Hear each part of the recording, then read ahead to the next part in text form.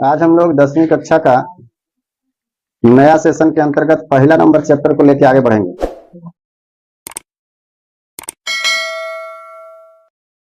इसमें आज हम लोग पहला नंबर चैप्टर जिसका नाम है वास्तविक संख्या, जिसको हम लोग रियल नंबर कहते हैं, उसको लेकर आगे बढ़ेंगे।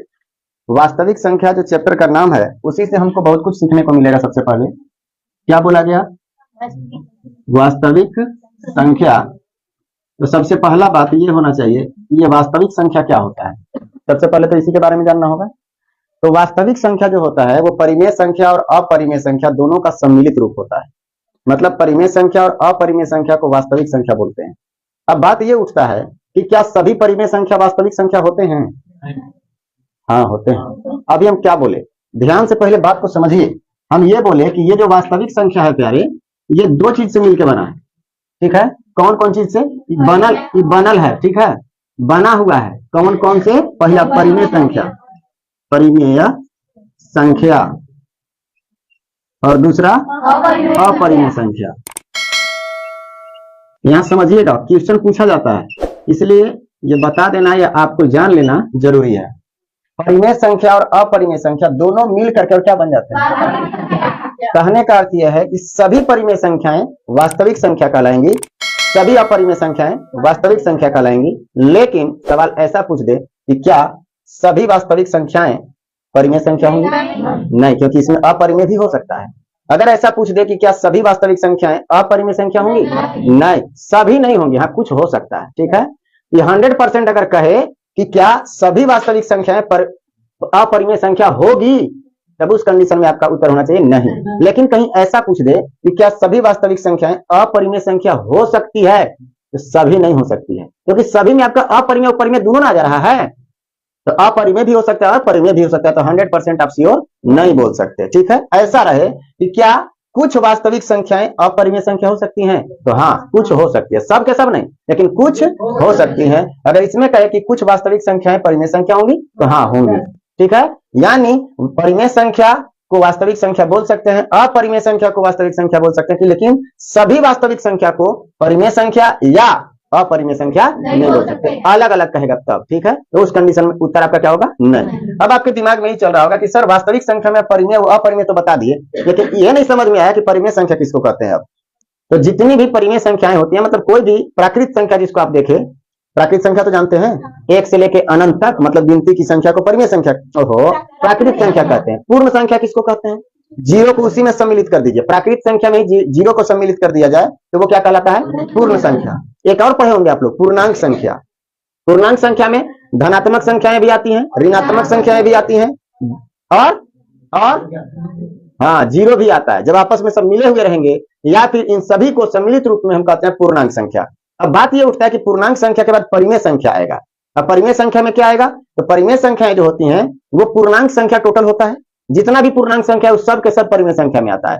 एक और चीज आता है, जैसे एक बार फिर से समझिए, ध्यान से हम समझा रहे हैं आपको। सबसे पहले 1 2 3 4 डॉट डॉट डॉट अनंत तक, ये क्या है आपका?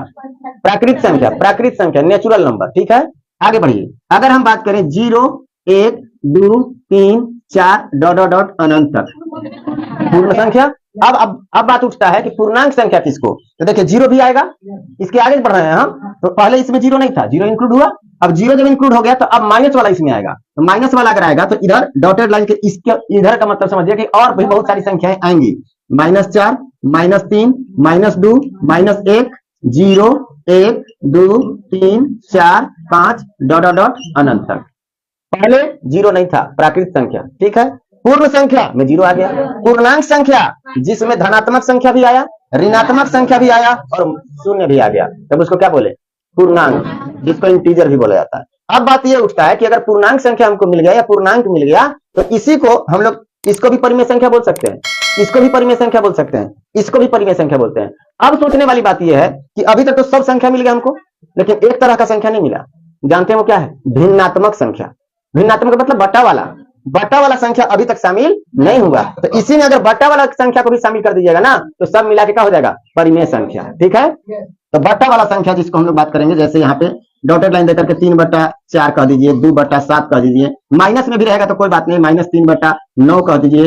ऐसे कटेगा तो 1/3 हो जाएगा। ये सब जितने भी होंगे, साथ ही साथ ये माइनस वाला जो -4 आया, -3 आया, इसके बाद हम 0 भी ले सकते हैं, इसके बाद 5 ले सकते हैं, 7 ले सकते हैं, 9 ले सकते हैं, बहुत सारी चीजें आ सकती हैं, बहुत सारी संख्याएं आ सकती हैं। तो सब मिल करके ये क्या कहा जाएगा? परिमेय संख्या कहा जाएगा। यहां तक में तो डाउट नहीं होना चाहिए। तो ये सब के सब परिमेय संख्या। दिक्कत ये हो जाएगा कि अब यहां जो बट्टा में आ रहा है वो परिमेय हो भी सकता है और नहीं भी हो सकता है। उसका दो कंडीशन। पहला कंडीशन ये कि अगर आप भाग दीजिएगा और वो कट जाता है पूरा पूरा, तब तो वो परिमेय संख्या है।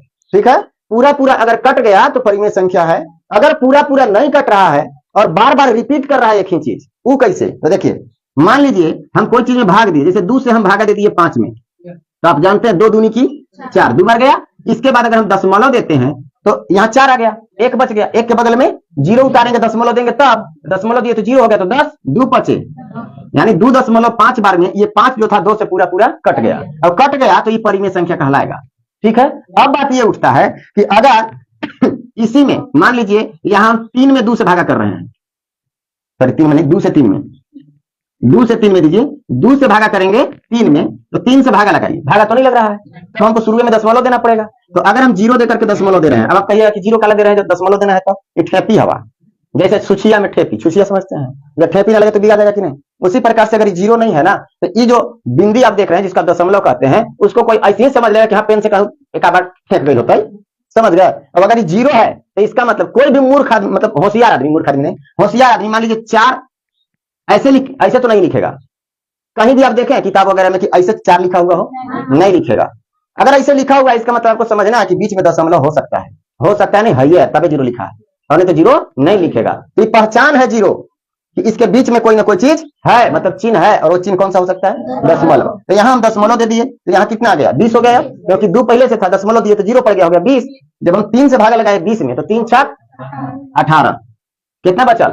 2। अब एक बार दशमलव दे दिए तो जय बार मन करेगा तय बार 0 बैठाइए, फिर 0 हो गया, तो कितना? फिर से 20, फिर 3 छक 18, फिर से कितना बचल? 2, फिर 0 देंगे तो 20 हो जाएगा, फिर 3 छक, ये चीज बार बार आ रहा है कि नहीं? 6 इसको कहते हैं रिपीटेशन, मतलब बार बार पुनरावृत्त, बार बार रिपीट करना, एक ही चीज बार बार आते रहेगा। कितना बार भागा दीजिए, पूरा पाना पूरा की कॉपी खत्म कर दीजिए, लेकिन आपको बार बार यही 6 मिलता रहेगा।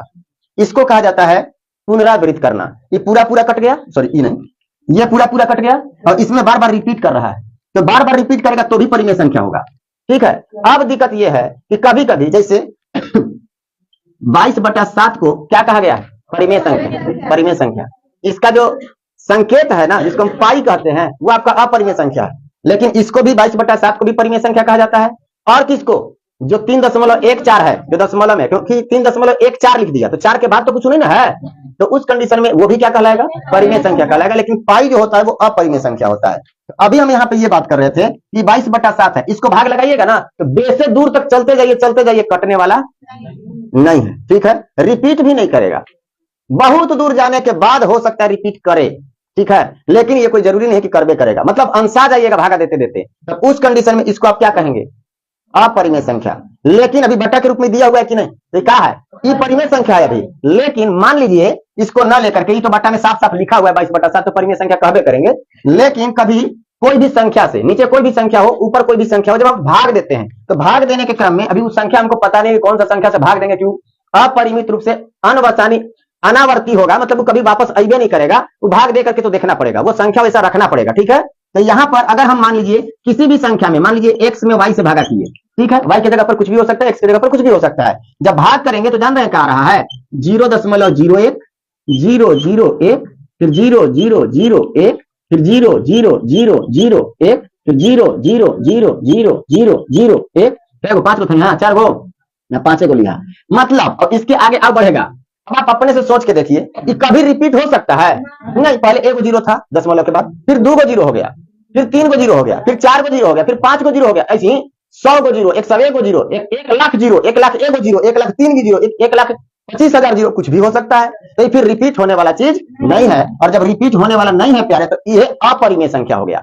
समझ में आ रहा है क्या बोल रहे हैं? तो एकरा में ऐसनो संख्या होगा जो पूरा पूरा कटता होगा बट्टा वाला, ऐसनो संख्या होगा जो पूरा पूरा नहीं कटता होगा, क्या मतलब रिपीट करने वाला होगा, पुनरावृत्त करने वाला होगा, और कुछ संख्या ऐसा भी होगा जो अनवसानी अनावर्ती होगा, मतलब वो कभी कटबे नहीं करेगा, बढ़ते जा रहा है तो बढ़ते जा रहा है, बढ़ते जा रहा है, ना रिपीट करेगा और ना कटबे करेगा, तो उसमें ये भी आ सकता है। ठीक है, दूसरी बात, अब हम ये कह रहे हैं कि अगर इसको हम लोग परिमेय संख्या बोल रहे हैं, तो इसी के अंतर्गत अगर बट्टा वाला आएगा तो अपरिमेय संख्या भी इसमें शामिल हो सकता है। तो परिमेय संख्या, अपरिमेय संख्या, ऋणात्मक और धनात्मक सब आपस में जब मिल जाएंगे तो उस कंडीशन में यही वास्तविक संख्या कहलाने लगेगा। मतलब इसमें अपरिमेय संख्या, जैसे वास्तविक संख्या के बारे में अगर बात करें तब ये तो पूर्णांक संख्या हो गया, इसको हम परिमेय संख्या बोल सकते हैं। और इसी के अलावा इसमें परिमेय संख्या में कौन आएगा, जिसका पूरा पूरा वर्गमूल निकल सके, और कौन आएगा, ये दोनों में से आएगा। कौन कौन, या तो पूरा पूरा कट जाने वाला, चाहे दशमलव के बाद ही तो कटो, लेकिन कटो जरूर, कटने वाला, या फिर पुनरावृत्त वाला, वो आ जाएगा परिमेय संख्या में। ये परिमेय संख्या में अगर लिखे हैं तो ठीक है। इसके बाद अपरिमेय संख्या अलग अलग दो हो जाएगा, ठीक है। ये आपका परिमेय संख्या हो गया। और यहाँ के बाद इधर हम बात कर रहे हैं कि ई वाला तो अपरिमेय संख्या है। इसके अलावा और अपरिमेय संख्या किसको कर सकते हैं, जिसको P बटा Q के रूप में न लिखा जा सके, मतलब बट्टा के रूप में न लिख सके। ऐसे जैसे मान लीजिए 4 बटा 0 लिख दिया तो ये परिमेय संख्या नहीं होगा, ठीक है, क्योंकि P बटा Q के रूप में तो ये है, P बटा Q के रूप में है, लेकिन एक शर्त और है कि Q not is equal to 0 हो, मतलब Q का वैल्यू 0 नहीं होना चाहिए, जबकि यहाँ Q का वैल्यू 0 दिया है, इसलिए परिमेय संख्या नहीं है, पहली बात। दूसरा बात कि जब भी हम लोग अपरिमेय संख्या की बात करेंगे तो वो रूट के अंदर कोई भी संख्या हो तो उसका पूरा पूरा वर्गमूल निकलना चाहिए। अगर पूरा पूरा वर्गमूल निकलेगा तो परिमेय संख्या होगा, और पूरा पूरा वर्गमूल नहीं निकलेगा तो वो अपरिमेय संख्या होगा। कोई डाउट है? तो हम बात कर रहे हैं 4 का, ये परिमेय संख्या की अपरिमेय संख्या, परिमेय संख्या है, क्योंकि रूट 4 है तो इसका वर्गमूल 2 होगा कि नहीं। अब हम बात करें कि अगर रूट 9 का, तो यह परिमेय संख्या होगा कि नहीं, होगा, भले रूट के अंदर है, ये देख करके नहीं कर देना कि रूट के अंदर है तो अपरिमेय संख्या है, इसका पूरा पूरा वर्गमूल निकलेगा, इसलिए परिमेय संख्या है। लेकिन अपरिमेय संख्या किसको कहा जाएगा, जिसका पूरा पूरा वर्गमूल ना निकले, जैसे रूट 3 का वर्गमूल निकलेगा पूरा पूरा, बढ़ते जाइए, जिंदगी खत्म हो जाएगा, लेकिन आपका इसका वर्गमूल कभी निकलने वाला नहीं है, तो उस कंडीशन में ये अपरिमेय संख्या कहलाएगा, जिसका पूरा पूरा वर्गमूल न निकले। पहला कि जिसको P बटा Q के रूप में व्यक्त न किया जा सके, दूसरा वैसी संख्या जिसका पूरा पूरा वर्गमूल ना निकले वो अपरिमेय संख्या कहलाता है। वैसी संख्या जो भिन्नात्मक है, जब हर से अंश में भागा दिया जाए और उससे जो भागफल आ रहा है वो अनवसानी अनावर्ती हो, मतलब वो कभी रिपीटेशन भी ना करे और पूरा पूरा भी ना कटे, तो उस कंडीशन में वो भी क्या कहलाता है, अपरिमेय संख्या कहलाता है, ठीक है। अब ई परिमेय संख्या और ई वाला अपरिमेय संख्या, ई वाला अपरिमेय संख्या जब सब मिल जाएगा तब क्या हो जाएगा, वास्तविक संख्या। समझ में आया? मतलब जब से हम लोग स्टार्ट किए, प्राकृत संख्या से बना पूर्ण संख्या, प्राकृत संख्या में कुछ मिलाए तो पूर्ण संख्या बना, पूर्ण संख्या में कुछ मिलाए पूर्णांक संख्या बन गया, पूर्णांक संख्या में कुछ मिलाए परिमेय संख्या बन गया। परिमेय संख्या और अपरिमेय संख्या अलग अलग हुआ, वह भिन्नात्मक संख्या से या रूट निकाल करके देखे, जवन के वर्गमूल निकल गया तो क्या कहलाएगा, परिमेय संख्या। जवन के रूट नहीं निकल पाया और रूट के अंदर है तो वो अपरिमेय संख्या हुआ। जिसको भाग दिए और वो कट जाए, चाहे वो दशमलव के बाद कटे या दशमलव से पहले कटे, कटना चाहिए, या फिर बार बार रिपीट करने वाला होना चाहिए दशमलव के बाद, तो वो परिमेय संख्या कहा जाएगा। लेकिन एक अपरिमेय संख्या आया, कौन, जो रिपीट करने वाला न हो, दशमलव के बाद भी बढ़ते जाए तो वो अपरिमेय संख्या कहलाएगा। दूसरा चीज, जब हम वर्गमूल निकालेंगे तो जैसे 3 का वर्गमूल निकालेंगे तो कभी निकलवे नहीं करेगा पूरा पूरा, तो उस कंडीशन में वो अपरिमेय संख्या हुआ। 5 का पूरा पूरा वर्गमूल नहीं निकलेगा तो वो भी अपरिमेय संख्या है। 7 का पूरा पूरा वर्गमूल नहीं निकलेगा वो भी एक अपरिमेय संख्या। लेकिन गलती क्या कर देगा, जैसे अभी हम बोले, आप लोग को टोकना चाहिए लेकिन हम टोक रहे हैं, हम अभी बोले कि 7 का पूरा पूरा वर्गमूल नहीं निकलेगा तो 7 अपरिमेय संख्या, यही ना बोले, 7 का पूरा पूरा वर्गमूल नहीं निकलेगा, मतलब 7 का पूरा पूरा वर्गमूल नहीं निकलेगा तो ये परिमेय संख्या क्या, परिमेय संख्या।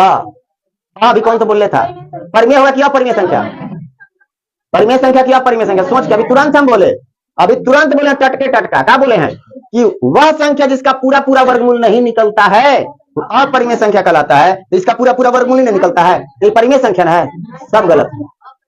अपरिमेय संख्या हुआ ना, हाँ गलत। हाँ कैसे, ये कंफ्यूजन दूर करना है, आप लोग पूछते नहीं है, कई की तो क्या बोलते हैं, कर्जा आप खाए हैं, पैसा आप लिए हैं, बताना तो आपका फर्ज बनता है। अभी हम बोल ली कि 1 से लेकर अनंत तक की सभी संख्याएं परिमेय संख्या है, अभी तुरंत ऊपर बोल रही यो परिमेय है, यो परिमेय है, यो परिमेय है, सब बोल रही। तो जब ई वाला 1 से लेकर के अनंत तक है, जब 7 में तो जब हम परिमेय संख्या बोली तो अभी अपरिमेय संख्या काहे कह रहे हैं कि अपरिमेय संख्या तब होगा प्यारे जब रूट के अंदर होगा। नहीं समझ में आया? हम उस संख्या के बारे में, इसके अंदर वाले संख्या के बारे में बात नहीं कर रहे हैं, ऐसा लिखल रहेगा तब यह अपरिमेय है।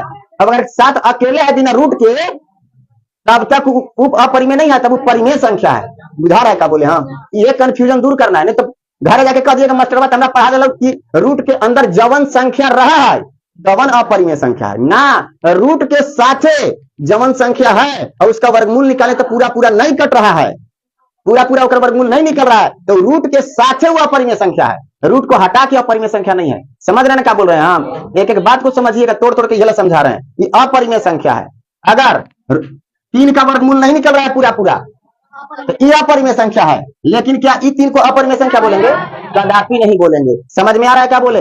तो परिमेय संख्या और अपरिमेय संख्या ये तो दोनों क्लियर हो गया होगा आपका, हो गया। तो परिमेय संख्या और अपरिमेय संख्या क्लियर हो गया, दोनों मिलकर और वास्तविक संख्या कहे जाते हैं, ये भी आपको क्लियर हो गया। ठीक है, अब हम लोग चलते हैं विषय की ओर कि विषय हमारा क्या कहता है और हमको करना क्या है। इसको